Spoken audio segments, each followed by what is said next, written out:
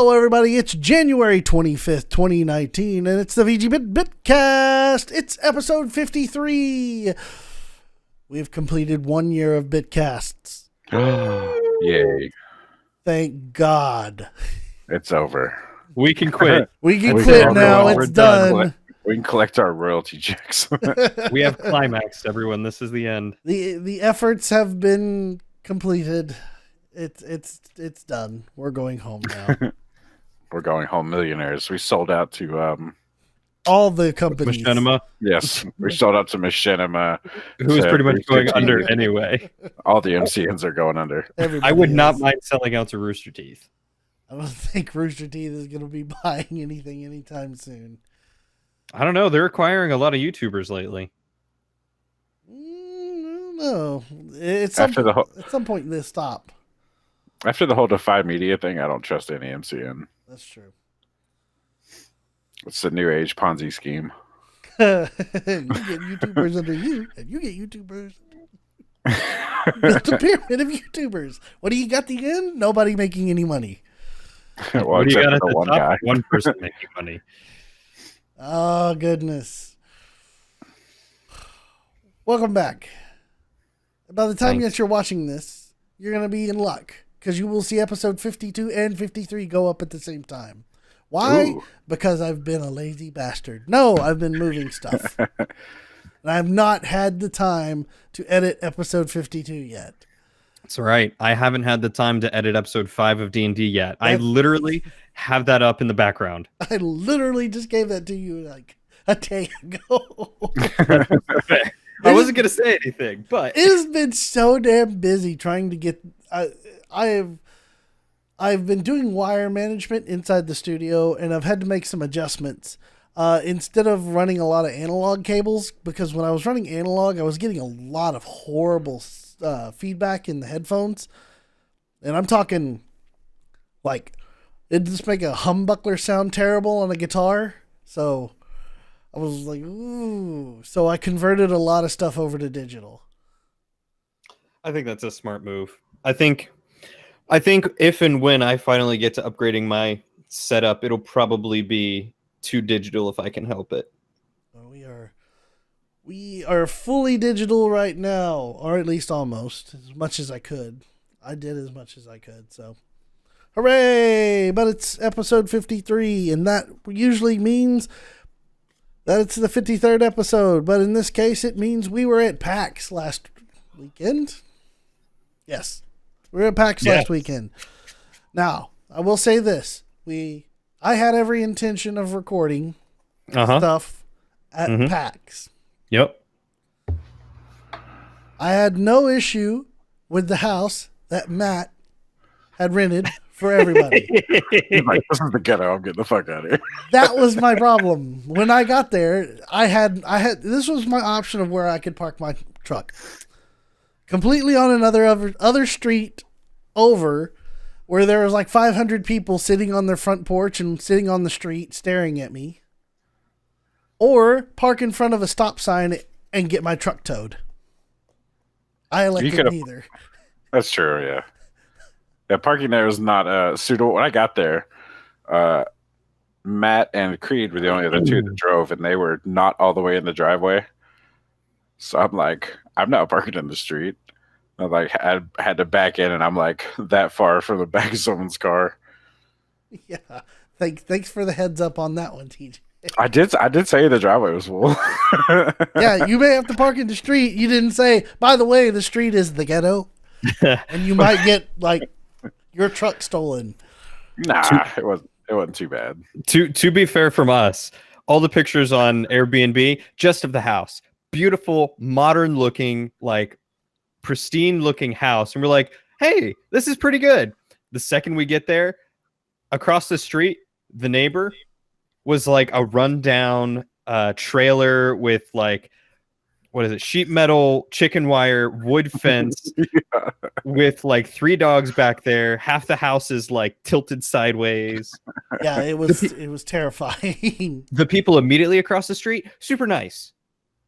I think it was like one person who lived there. It was a woman who had a very cute cat, and she greeted us the first day and super nice, very kind. Everyone else, very sketchy. There was a lot of sketchy people. So, therefore, I elected to call up my buddy that lived in San Antonio, and I said, "Hey, what you doing? How about I come visit for a little bit?" I was actually going to legitimately drive home that night. Oh, damn. After driving all the way there? Yes, I legitimately was going to drive home that night. And then Dang. Holly tells me over the phone, she goes, "What about Jeremy?" And I was like, "Oh, shit, yeah. Man, I'm a dumbass. Let me give him a call right quick." Because it was Thank either God. I was going to turn around and go home. And then I was like, when she said that, I was like, I need to go actually pay Jeremy a visit and say hi. And because I haven't seen them in forever. So I went and did that. And then I was going to go get a hotel room because it was like midnight by the time we were done talking. And he was like, no, just stay here. And I'm like, okay. I don't think you would have found a hotel room.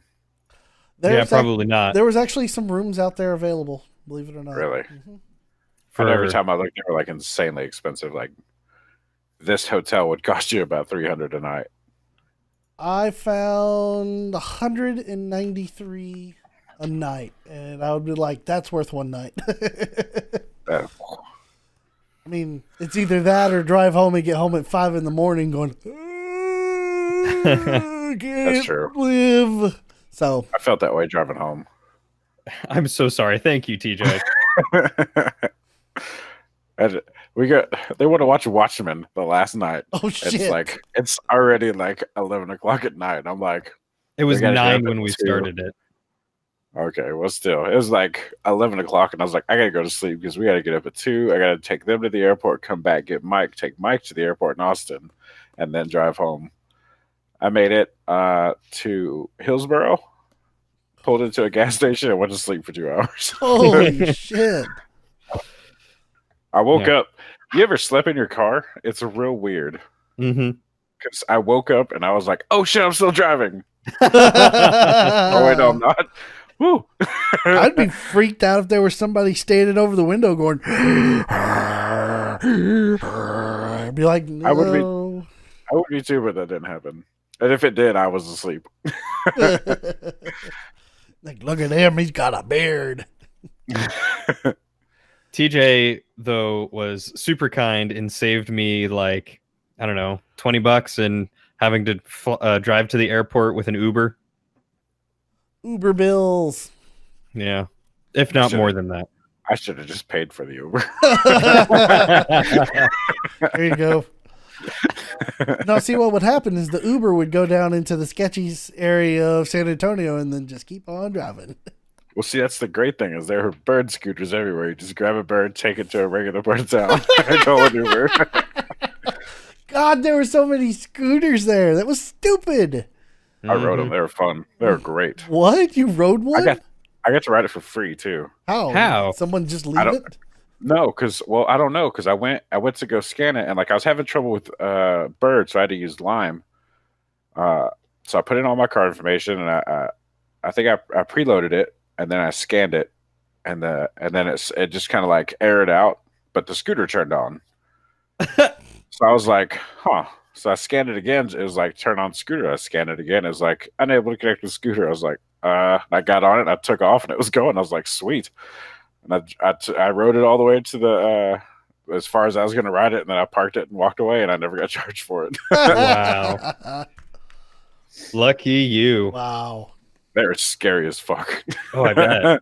I tell you what, when I was walking, I walked by outside in front of the convention in the Marriott that was right there next to the convention.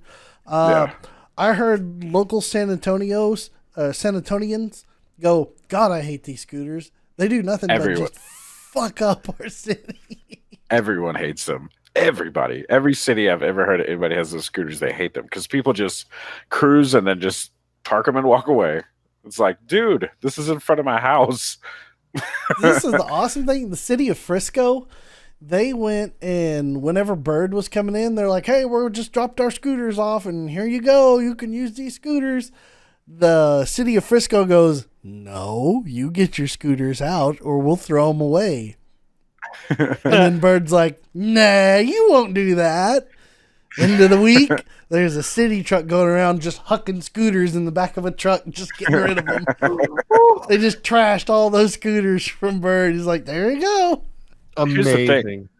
Amazing. I understand the idea because they are an eyesore when you walk down the street and there's just a litter of electric scooters. But as a person who hates walking places, I fucking love them, and I will use them whenever I get the chance.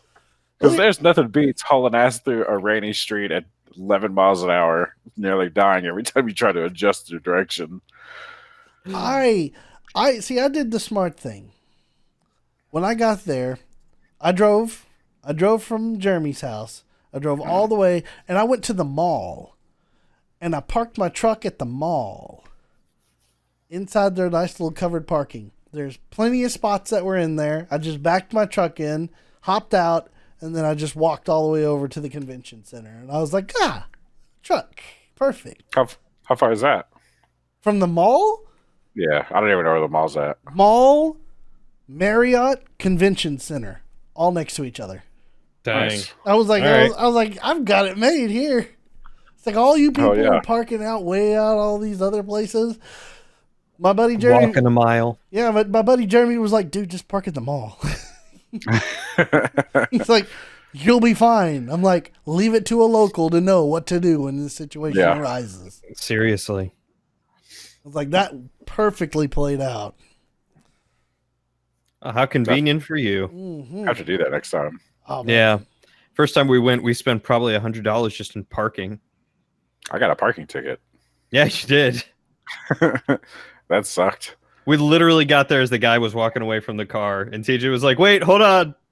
He's like, nope. Yep. Rude. Yeah. I think after that, I bought the next parking ticket for him, which was like $20 for a day. Yeah, like the Friday, it was like you have to come back every 2 hours and restart the thing. But on Saturday and Sunday, it's like you just paid $15-$20. It's good all day. Yeah, that's what it's $20 parking at the mall all day. But Yeah, dude, that $20 that's better than what you're gonna pay out in those lots. that's not. I mean, on the weekends, not really. Some of the lots they're that price, and you can park right across the street. Yeah, but those lots are also like wide open and sketch, and I'm not worried about it. There's nothing in my car. there's plenty in my truck. So I was terrified. I was like, no. And if TJ keeps letting his car go to the wayside, no one's gonna want to break into it. What do you mean go to the wayside? It's got a big old crack in the windshield. It's not my fault. That happened on the way down. Oh, snap. Yeah, it's bad. Oh, Yeah. no. Like, Ooh. I didn't even notice it because it happened at night. And then I didn't drive the car all weekend. But when me and Mike were coming in, I was behind a truck and I heard, boom, or it might have been before I got there, but something hit my windshield. I thought it just hit the car. And I was just like, well, that's a ding in the paint. And then Cody's like, what happened to your windshield? I'm like, what do you mean? He's like, over on the right side. And I'm like, oh my God. Like it hit right above the passenger side windshield wiper and it goes all the way and then to the right. Oh, shit. Yeah. Yeah. It covers a good like 3/4 of that corner. Woo. Yeah. It's bad. Ooh. I was just like, well, gonna get a new windshield for this, I guess. Yike.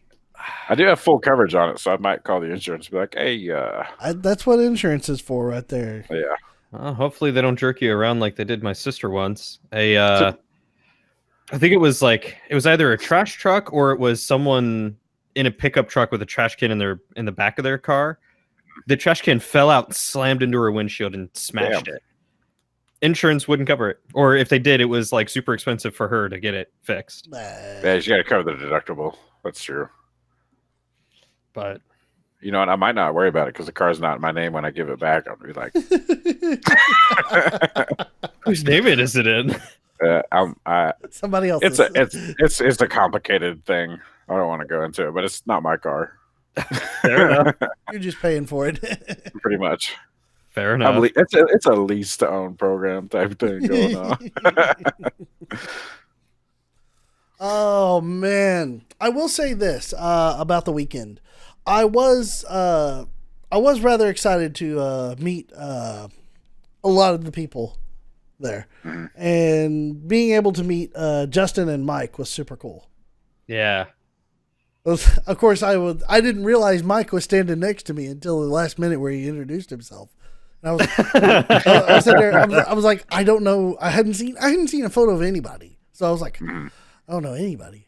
And then Mike introduced himself. I was like, "Oh shit, it's Mike! Awesome! This is the guy. The guy with the emails. Yeah." Yeah, I'm terrible at introducing people to people, so don't trust me with that. Same. I was like, "This is so and so," and start talking to them. They're like, "And I'm their girlfriend." I'm like, "Oh yeah, they're here too." I feel bad because I was like really into a conversation with Mike, and Mark from House Pixel Games was like right next to me. I was like, oh man, I feel so bad. I'm like kind of ignoring Mark, and I come over here, and while y'all were playing mowing and throwing, I was talking to him. I was like, oh shit. I mean, he gets it. You got a lot of people to talk to. It sucked that he was there by himself, though. It was. Yeah. I did see one of the other House Pixel guys there, but they were there on personal.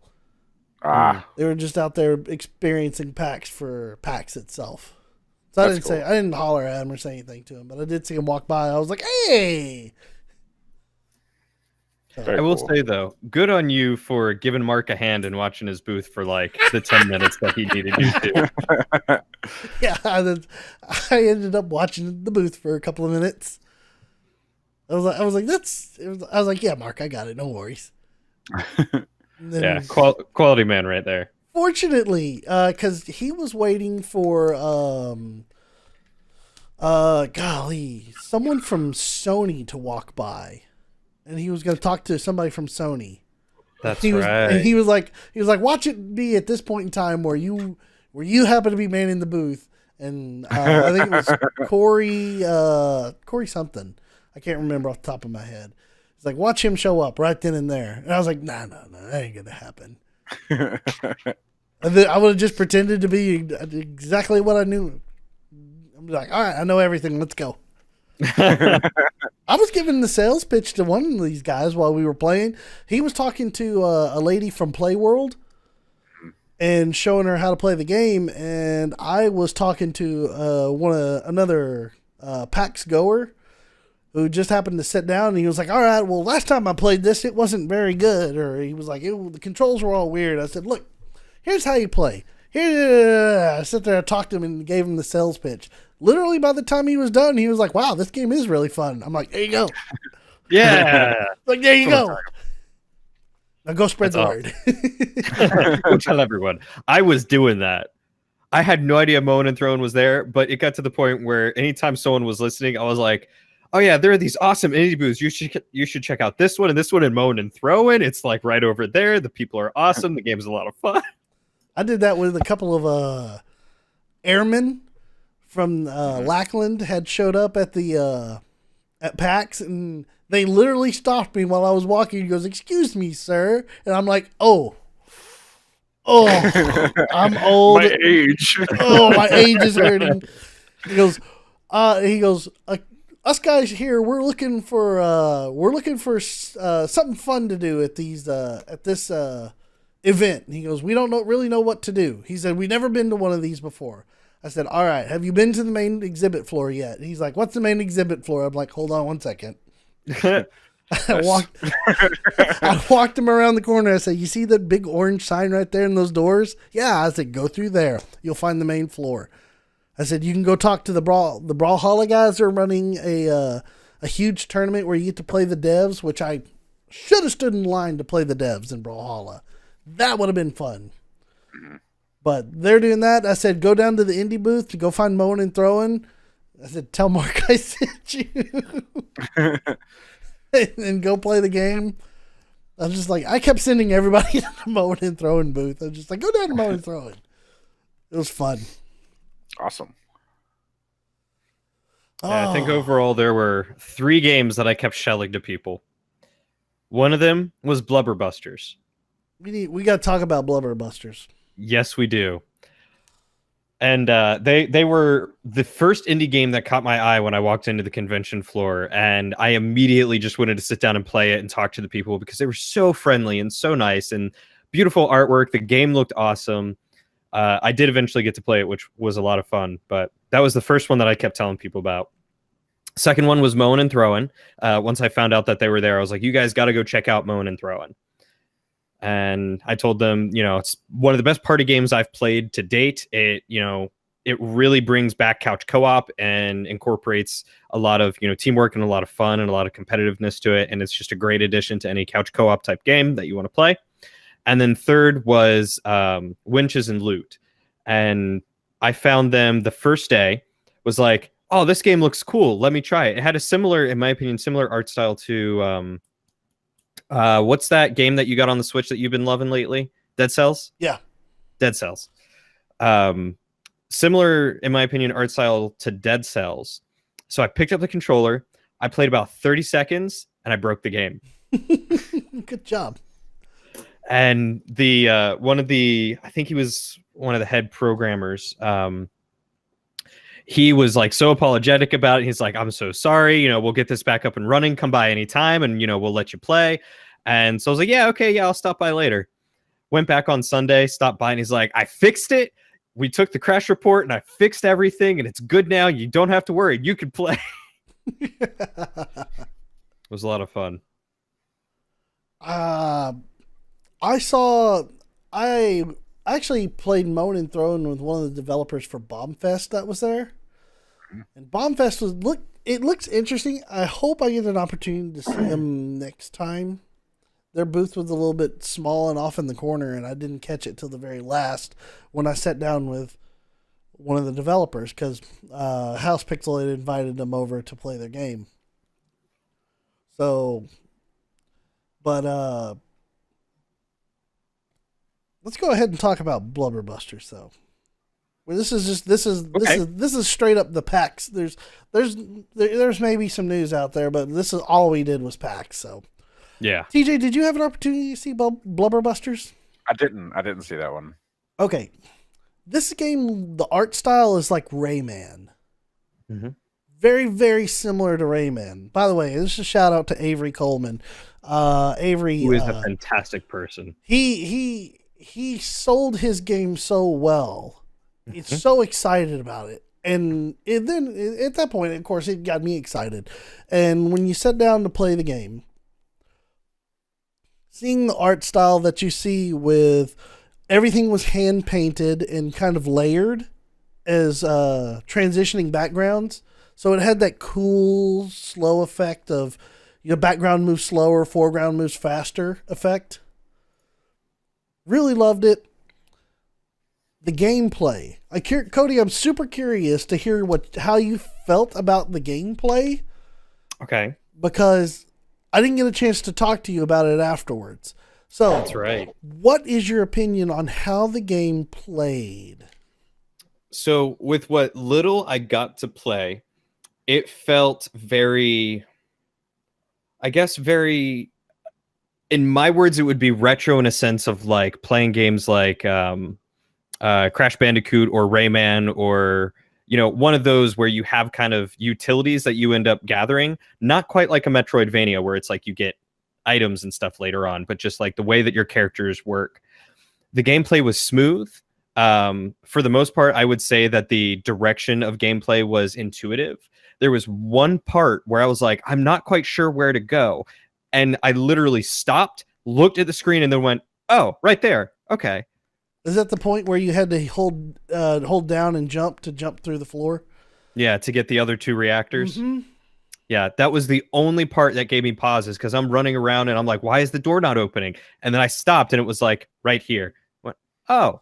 Okay. I did talk to Avery about that. He did say that is something that they're going to address. They're going to change up how the level looks in that area just to make it a little bit more prevalent that, hey, you just got to jump down here. So he said that is something that they are going to fix. But go ahead and continue. Sorry. That's all right.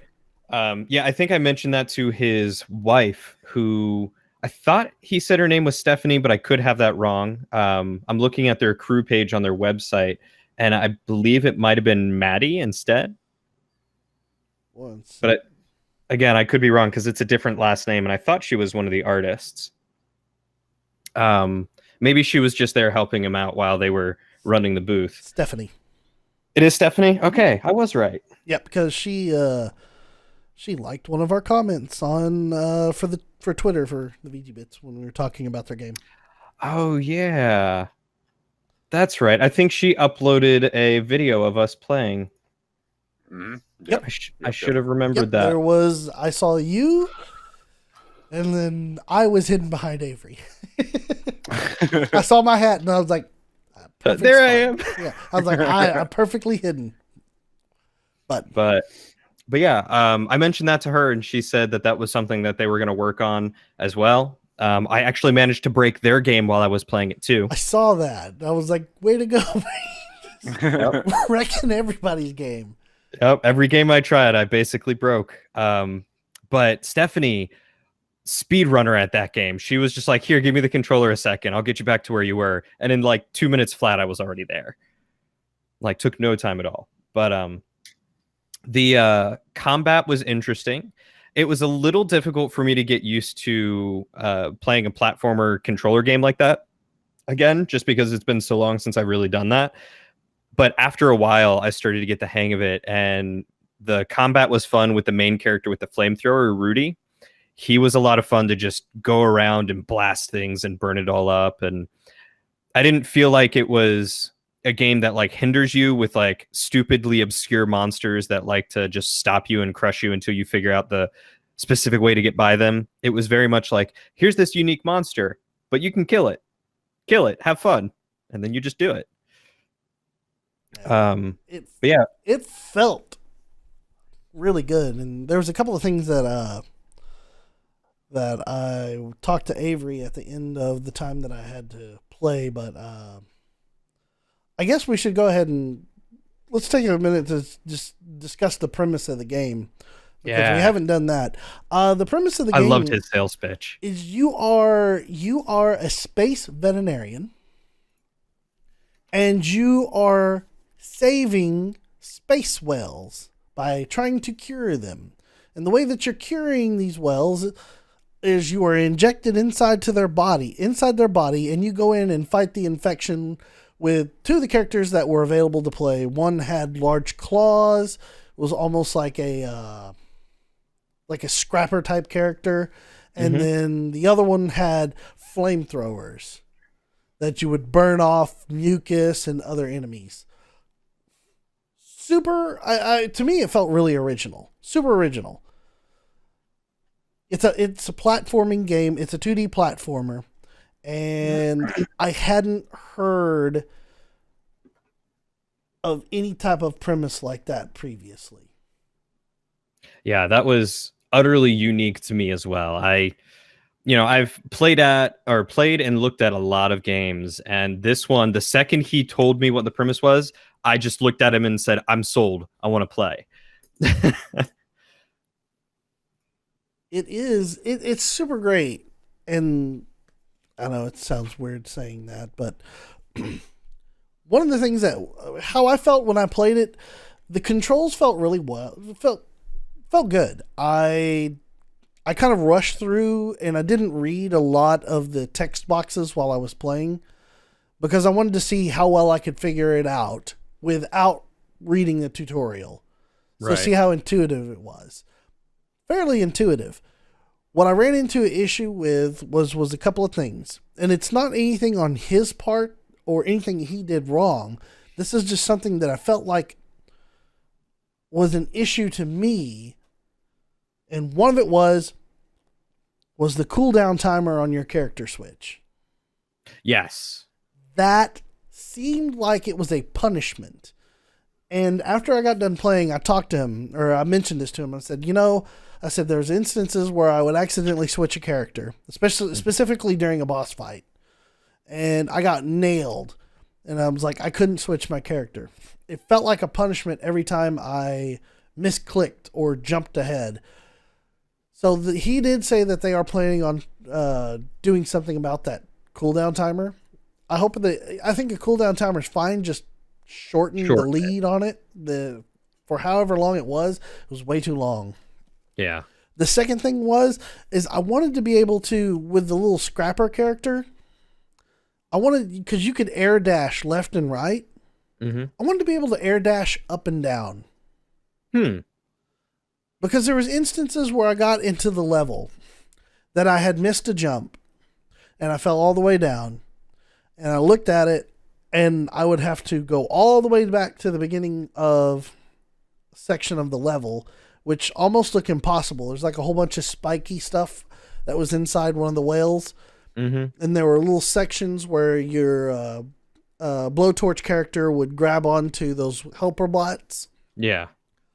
I was thinking to myself as like, if I had a dash up, I could just dash up and then get back up to where I needed to be, or change characters and grab onto one of those bots. And I kept feeling like that was something that I needed the entire game. Whether they implement it or not, it's their game. But while playing that, it felt like that would be a natural add-on into that game. Yeah. I will say I didn't experience that myself, the need to go up or down. But now that you mention it, I could see the usefulness of that. And I could see how they could make some really fun platforming and puzzle mechanics out of that, with the ability to have to dash up and then switch to grab onto one of those bots or something. Yeah, I mean, you're given 4 characters, and then, of course, you take 2 into a well at a time. It seems like an option. I hope they do something like that. That would really please me, because I actually really want to play this game.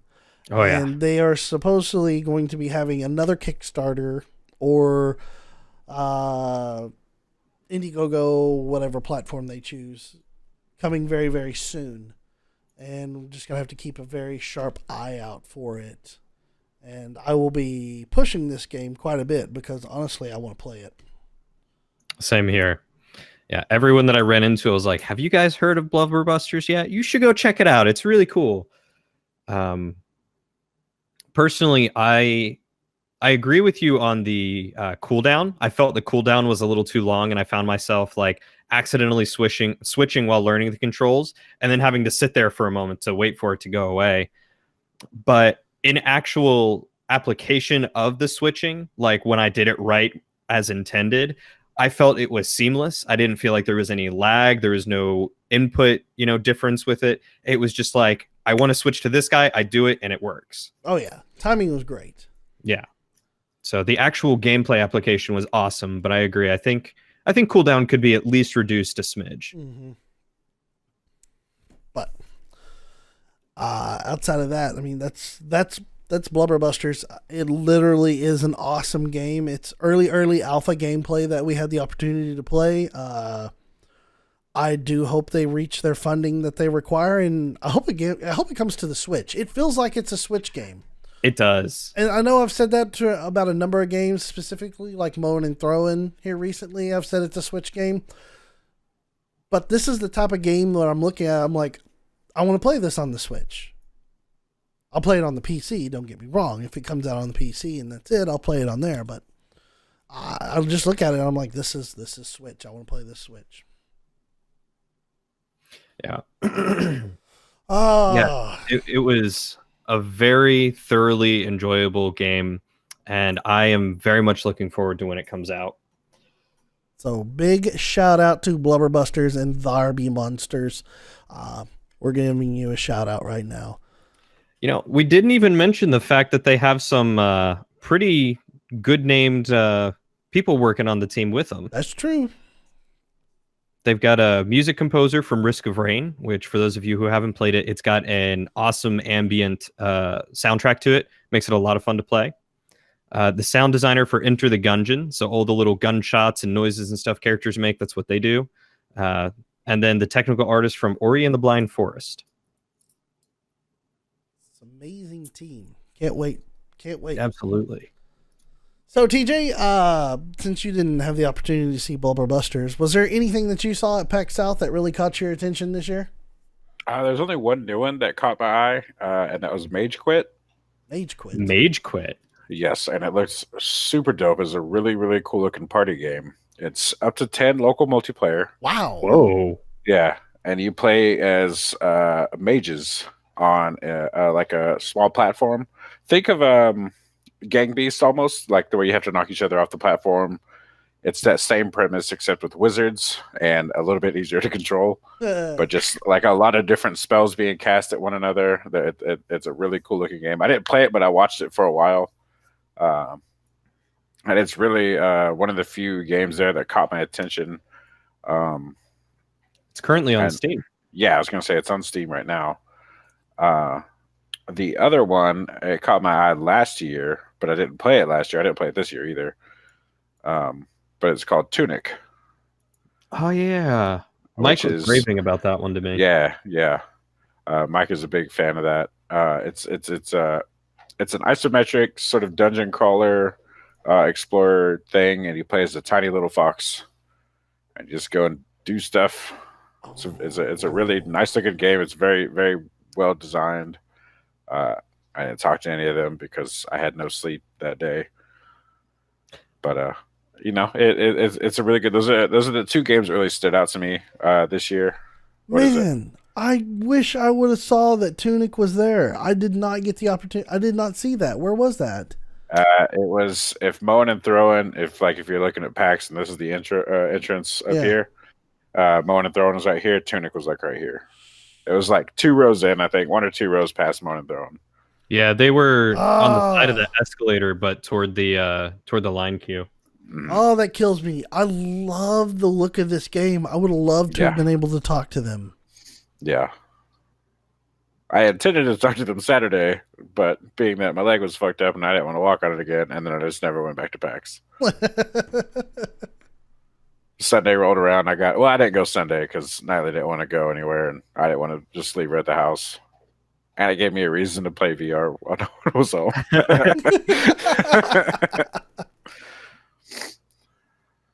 But one, if you're looking for a party game to play with people, Mage Quit looks really awesome. And Tunic's not out yet. It's on Steam, but it's not available for purchase yet. It does not have a release date that I know of, but it looks amazing. It does. And you'll have to type in Tunic game because otherwise you just come up with clothes. Apparently those are still viable clothing articles. Yep, women wear them all the time. Put your tunic on. We're going adventuring. As I was typing it, I was like, surely clothes won't come up. And I was like, all right, Tunic game. I wish I would have been able to. Oh, maybe next time. Always next year. Yeah. Hopefully it's released by next year. Hopefully. That's but I'm true. sure they'll still be there. As much as I walked around that floor and looked at everything as I possibly could, I missed Tunic. That drives me nuts.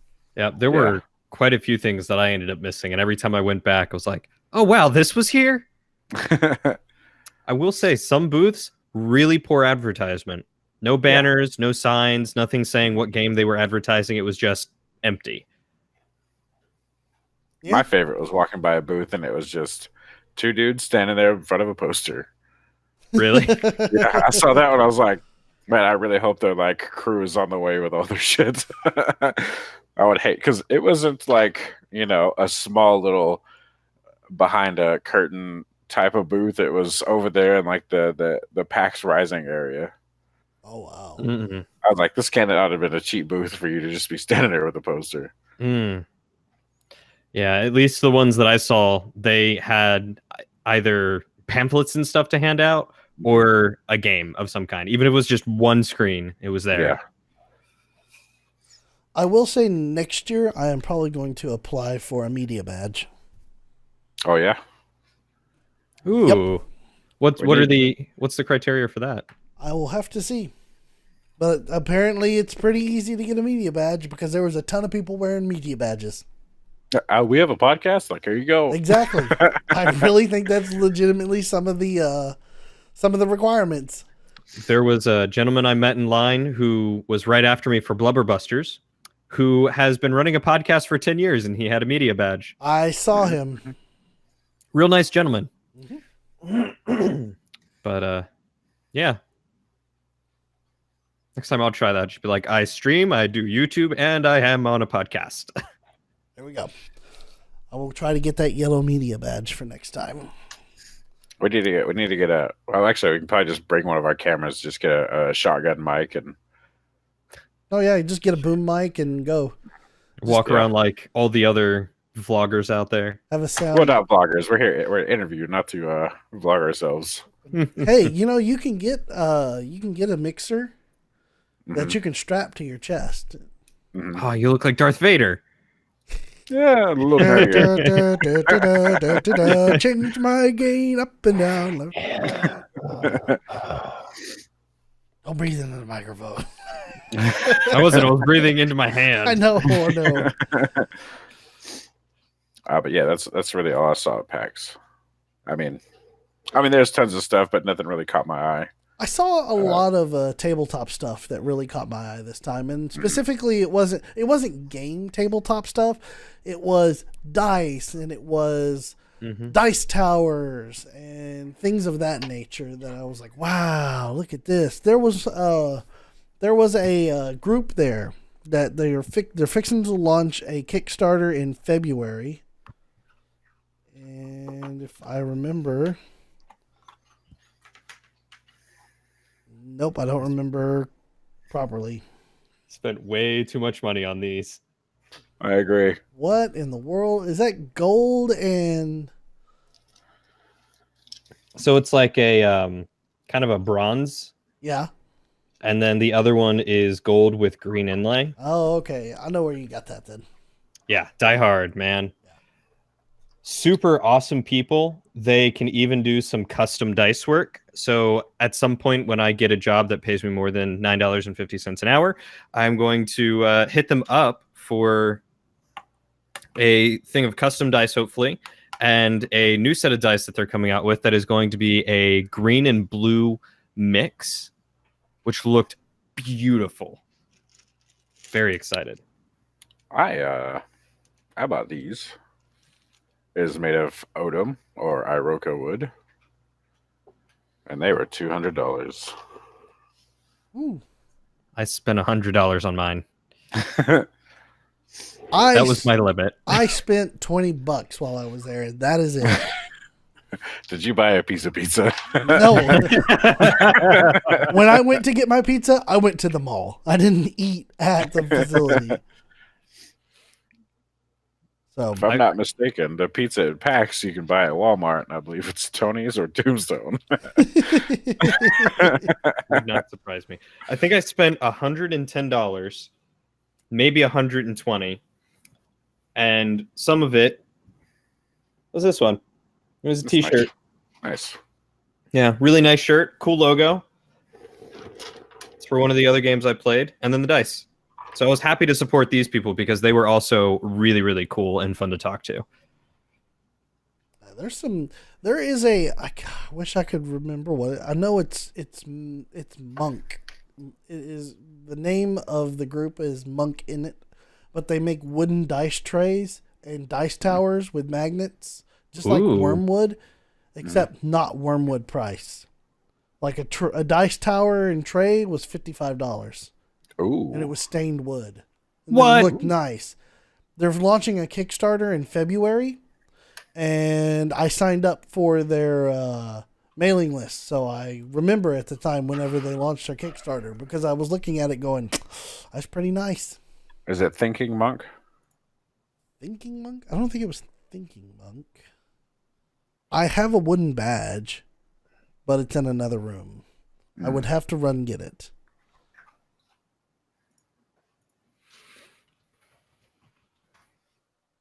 Master Monk. I think it was Master Monk.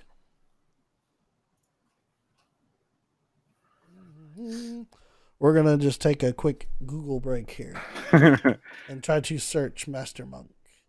I just tried to find Winches and Loot's Twitter, and it's in a completely different language when I click on it. Awesome. Oh, no. Like, it changed the language for me. Let's see, Master Monk Gaming. Yeah, this is Thinking Monk stuff. Yeah, created by Master Monk. Yep, that's it. Okay, yeah. Yeah, Thinking Monk, Nomad's Armory, Adventure Dice, Box and Tray. This isn't... Okay, yeah, starting price is at $50. The Nomad Dice Tray. Nice. So... That's pretty inexpensive. The... Comparison, anyway. It's not bad, and it's really nice quality wood. When I was looking at it, I like wood, so okay, we got that joke out of the way. A wooden dice tray was really appealing. So Yeah. when I took a look at it, I was like, I kind of like this, and it's not the cost of wormwood. So That's always a bonus. Wormwood was there, but God, their stuff is so expensive. Mm-hmm. It's like Wormwood is super high, then Elderwood Academy is like right below them, And then it was Iron or Dwarf Forge, Iron Forge, something like that. They also sold towers that looked like Elderwood Academy's towers. And not to bash on either Elderwood or Dwarf Forge or whatever their name was, because I can't remember their title exactly.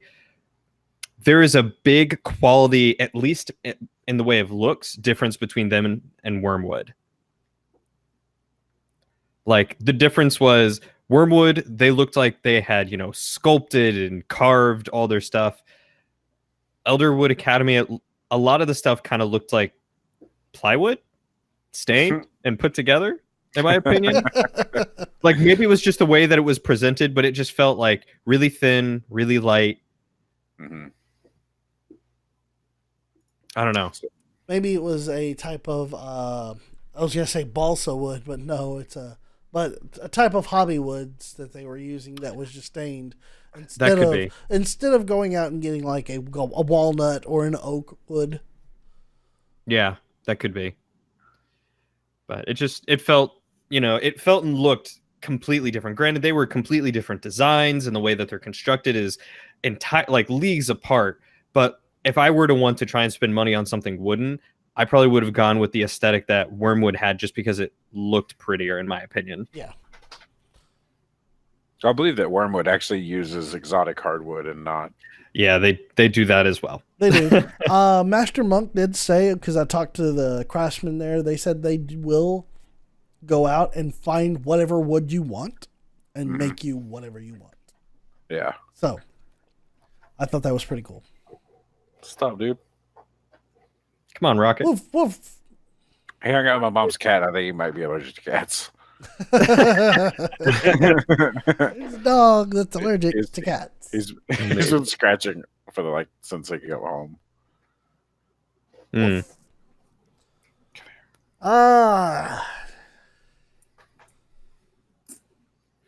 Let's see.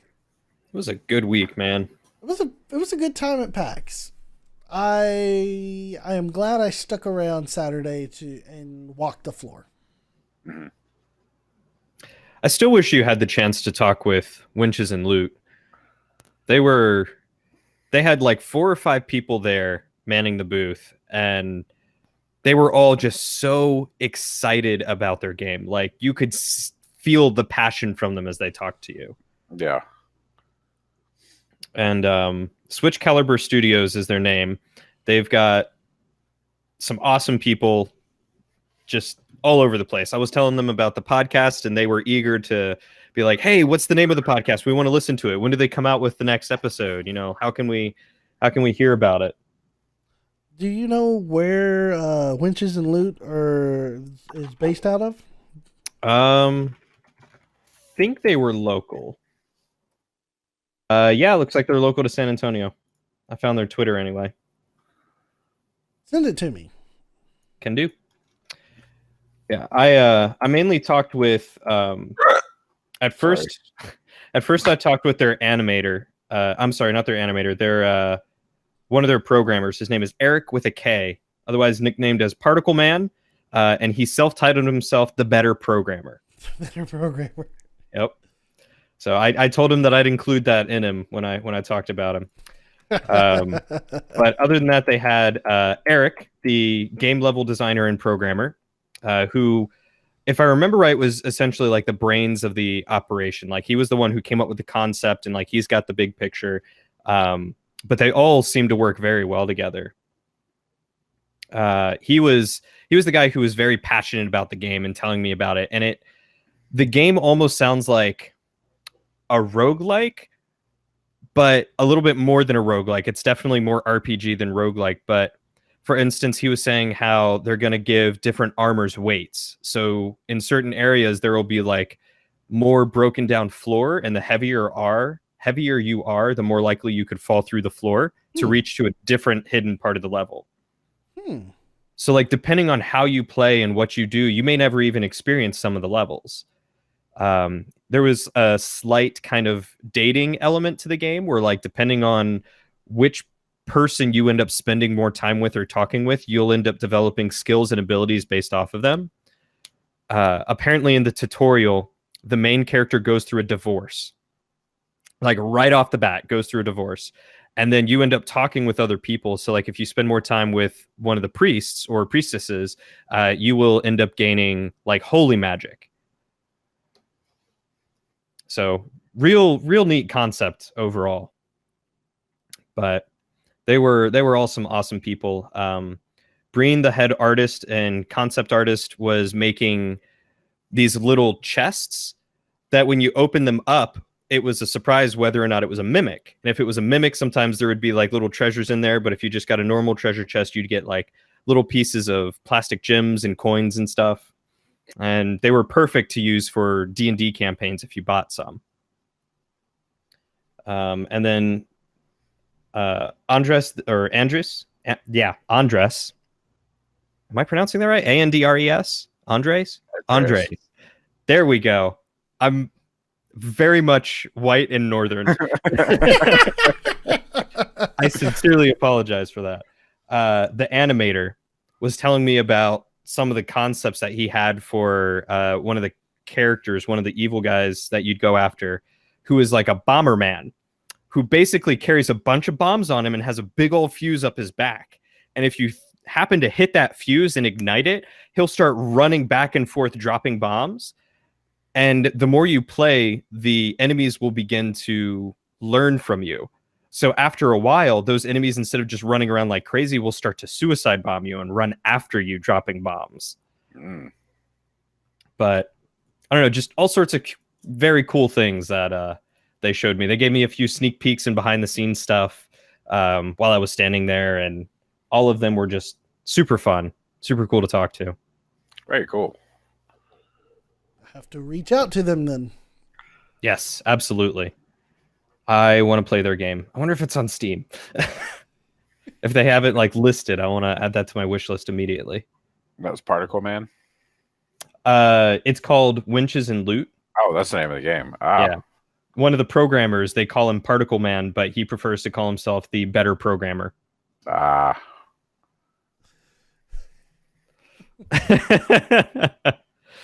But they were all a lot of fun to talk to and hang out with.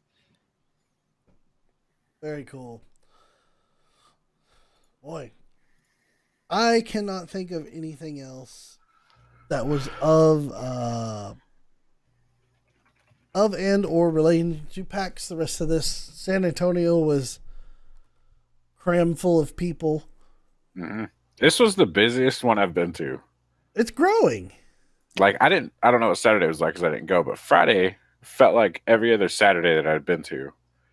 And it was because normally you go in Friday and you can take your time and you can talk with the devs and really get into their game. But this one, it was like straight from the get-go. It was lines everywhere. I was like, holy shit, there's so many people here. Yeah. Sunday was the best time to actually talk to the devs. Yeah. Well, usually they want to get the hell out of there by that time. Well, they're pretty burnt out explaining their game. Yeah. By that time. Yeah. But if you want to sit down and really like get into the meat of their game, that's the best time to talk to them. I would say, my train just got derailed. Sorry. All the passengers are on fire right now. Sorry, Bird Box. No, I mean, God, what was it? No, Did you it's say like Bird Box? Yes, that's not Bird Box. Look up train and Bird Box. It's everywhere. Once you see it, you'll know.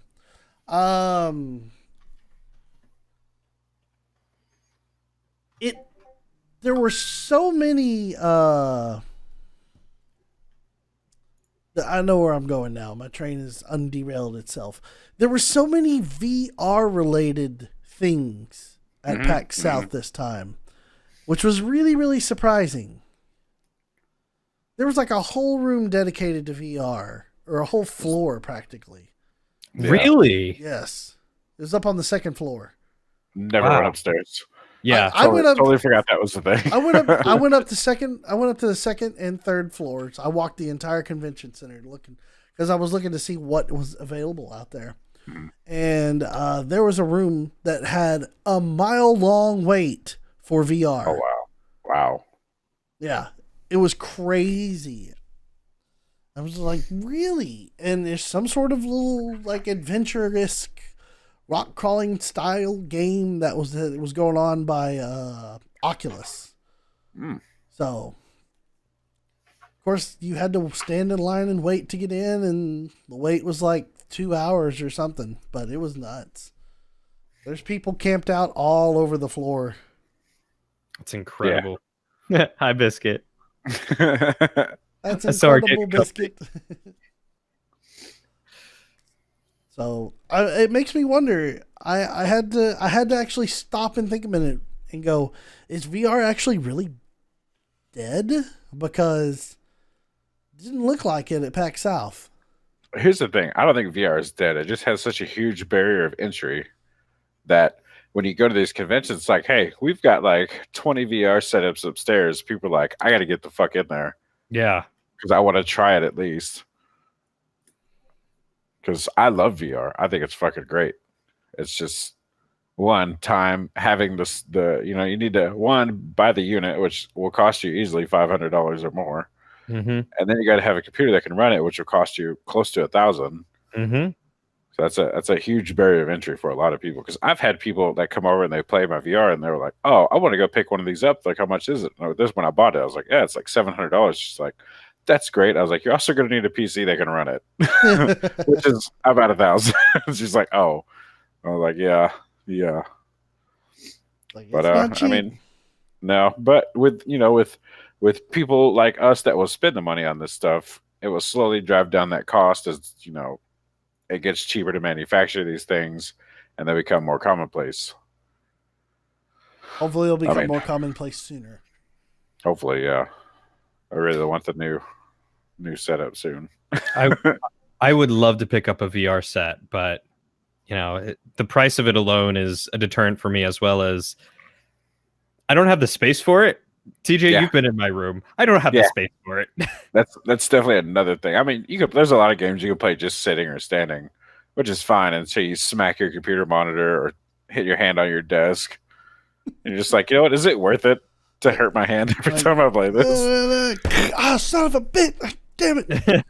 But I will tell you, even though I barely ever use it, what's made it worth it is playing Elite Dangerous in VR.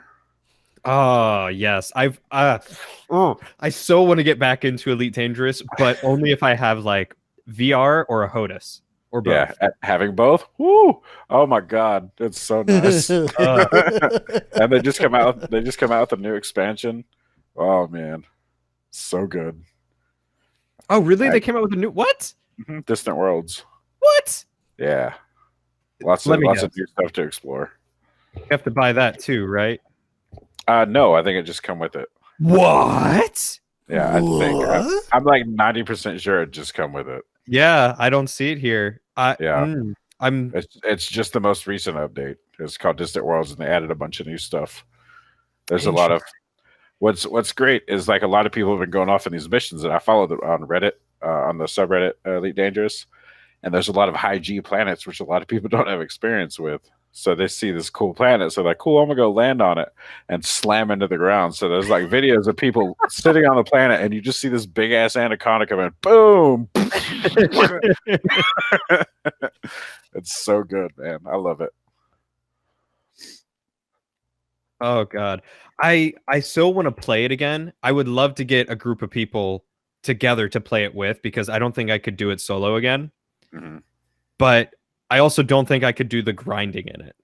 That's the thing. Like, it's that way. It's like Eve, or really in these big exploration games, a lot of it is grinding. But really, like, you can take, you just figure out like, do I want to explore, or maybe I just want to mine stuff, or do I want to do combat? And you just do that.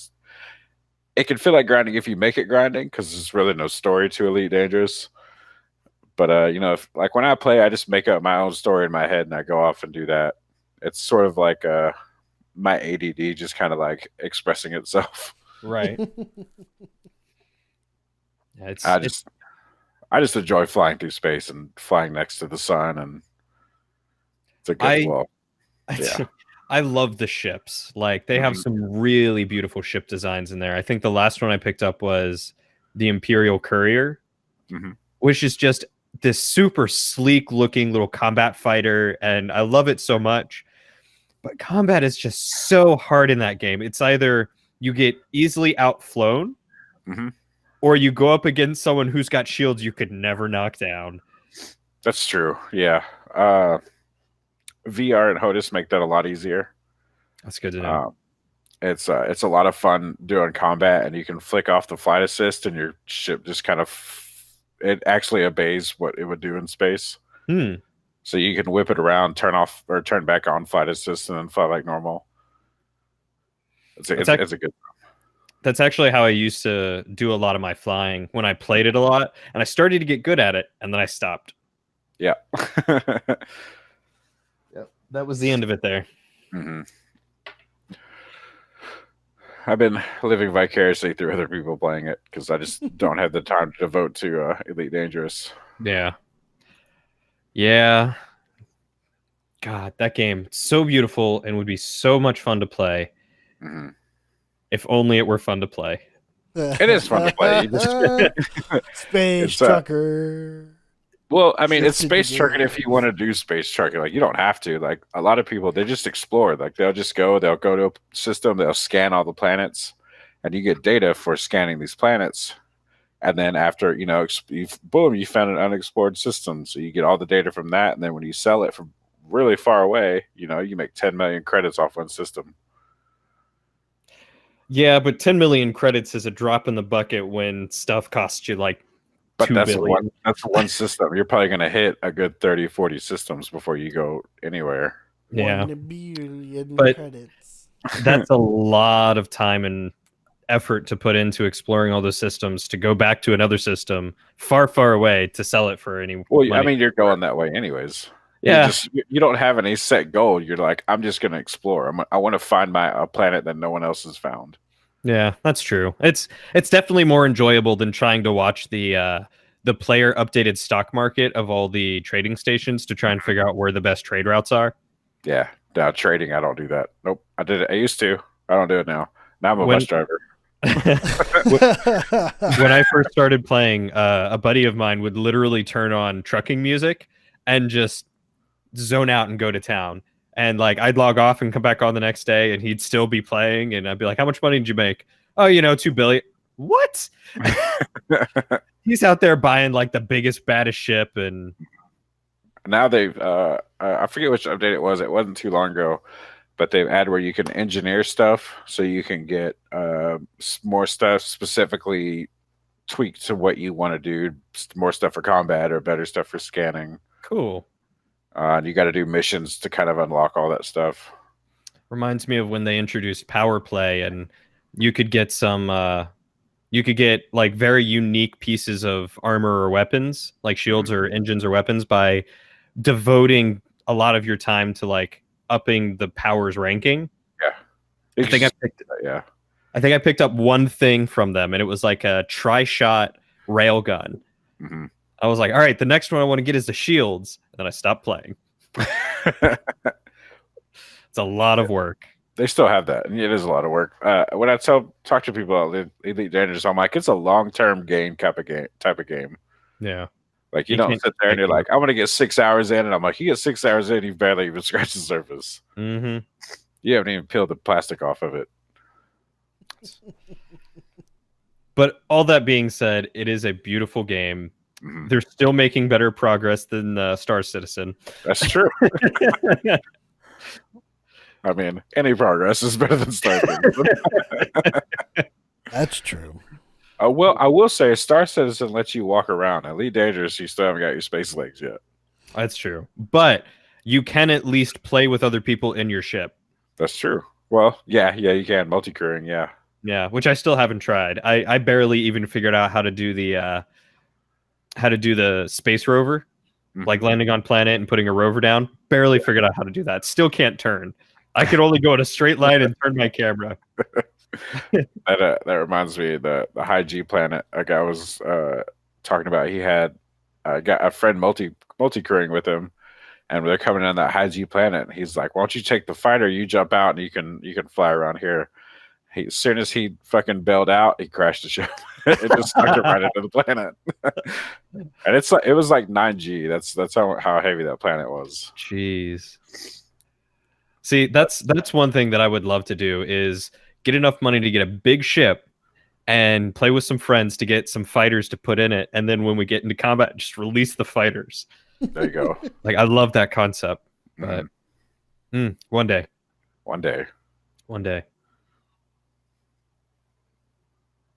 Got off on an Elite Dangerous tangent there. You give me a reason to talk about Elite Dangerous, I will. I don't even play it that much. I don't even remember the last time I touched it. I think you played it with me. Probably. I think it was me and Steven, maybe. Yeah, that sounds about right. Let's see. Elite Dangerous. Does it say when I last played it? It should.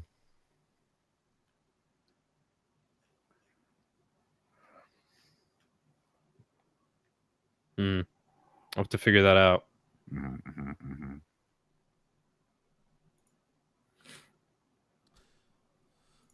Well, gentlemen, how do we want to end this PAX loaded episode here? What do you got? You got any questions? There's no questions this week. We've been we've been a little frantic by one not uploading an episode last week or the week before. Nobody will know. Don't break it up. Oh, it's all right. They're going to notice when they see episode 52 and 53 drop at the same time. Be like, hey, wait a minute. No. Oh, yeah. But That's right. At least we're on the ball with D&D. That's true. That's true. We'll be recording that tomorrow. Tomorrow we have the new episode of D&D. I am very excited. We... At this point in time, no, this will come out before episode 5 will, so I can't spoil anything yet. But it was a very good time. I can't wait to edit it. Ah, you all. I'm going to do that right after this podcast. I'm going to jump into editing that. I look forward to tomorrow's episode to record. It's going to be great.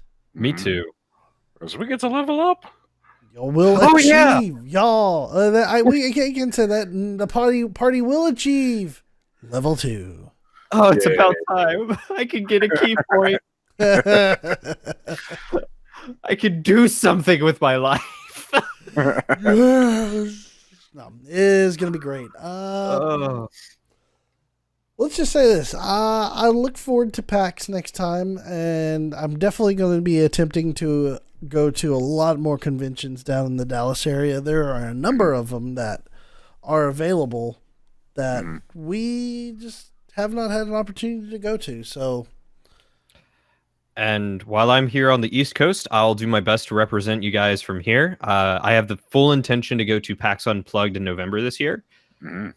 So if you want to send me some business cards to pass out, I can do that. I've actually got to get the business cards. See, I forgot.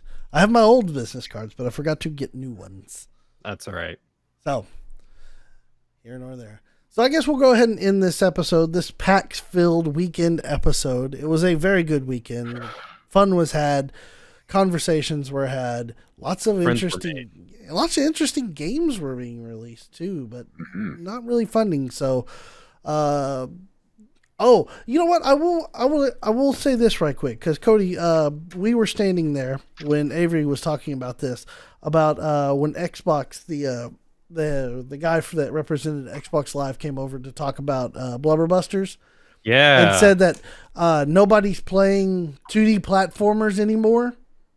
Shit. Can't believe that. The fuck are you talking about, Xbox guy? Seriously. In all perpetuity here, the fuck is he talking about? Yep. I can name two off the top of my head last year that were huge hits. That's Dead Cells and Celeste, No shit. and those were great. By the way, Dead Owlboy? Cells. Hold on, Dead Cells. Number 3 on Giant Bomb's top 10 list for video games for 2018. Dang. Giant, I'm a big fan of Giant Bomb. I've listened to their podcast for a number of years now, and I kind of tend to trust what they say is a really good game. They don't do the kind of the bullshit that other people do. They just they give it based on, is the game actually worth a damn? Top 3 for Dead Cells, that speaks a lot for that game. Yeah.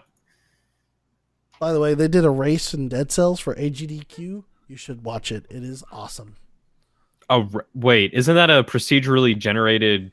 Does it even have a boss? Like an in-game boss? Yes, there really? is. Yes. So, nonetheless, I just wanted to bring that up. So, Xbox guy, the fuck you thinking about? Nobody likes 2D platformers. In all seriousness, yeah. I mean, nobody likes 2D platformers. Bullshit. 2D platforms are everywhere out there. That's what makes great games. Yeah. All you want is another PUBG clone. Fuck you. Yeah. I mean, if you think about it, like, even the old games, Mario, still getting so much love. Mm-hmm. Mm-hmm. My buddy Justin, who you had the pleasure of meeting this weekend. Mm-hmm. Hi, Justin. Hi, Justin. It's great tacos and other food. He makes beautiful guacamole. That was really good. Look, guys, I love my mama's guacamole. My mama makes some great guacamole, but Justin's guacamole, delicious. Freaking delicious. Some of the best guacamole I have ever had. Anyway, he sent me a video today from, I think it was Video Game Historian, something like that, talking about some of the old brick Game Boy Mario games. And I think the fact that people are still talking about these old games and still emulating them and still making retro consoles like the SNES Classic and the N64 and all that, I think that speaks for itself, that people still want platformers and that they still want games that bring that sense of fun and innocence and nostalgia back to their lives. I agree. So hey, let's end it with this then. Everybody who's listening, send an email in and voice your opinion on whether or not you think this Xbox guy was right or wrong. 2D platformers, thing of the past or still kicking ass? And that's Bitcast at VGBits.com. Thank you, DJ. That's it. BITCAST. At VGBits.com. Again, that is BITCAST at VGBits.com. We will read them. Now you're just making fun of me, assholes. I was making sure we got all of the parts in. Just because I have a tagline for the email segment. I wanted to make sure it was included. There's no making fun of. I am going to have to make a shirt that says email. And on the back, it's got to have spelled out BITCAST at VGBits.com. B-I. Yep. Then we start getting Twitter messages. There's no hyphens in your email. Don't you understand how to read while you're reading? No, goodness. This is the spoken word read. We'll just have to space out the kerning so that way it looks like they're individual. I guess. Nonetheless, thank you so much, gentlemen, for joining me for episode 53 of the Bitcast. Starting off a new year right. For once. Mm-hmm. With new equipment that works. Hallelujah. Hallelujah. This just in, guys. Ad block. It'll screw you. Ad block is a pain in the ass, so... Sometimes. I would rather have it than not have it. I mean, that's fair. I tell you what, as long as you can go into incognito mode then every time you've got to come on to the podcast. Well, I could just turn it off. I just have to remember to do it before I load the... That is gonna be commonplace now. Everybody did this yet? Yes, sir. All right, we can record a podcast. All right, gentlemen, thank you so much for joining me this week. Thanks for having us. Pleasure to be here. Hopefully next week I will have the studio finished with the lights hanging on the wall and I am lit up a little bit better than the 150 watt bulbs I have inside a fan right now, but Don't worry, Daniel. You light up my world. Gay. we will see you all next time on the VGBit Bitcast. Good night, everybody. Take care.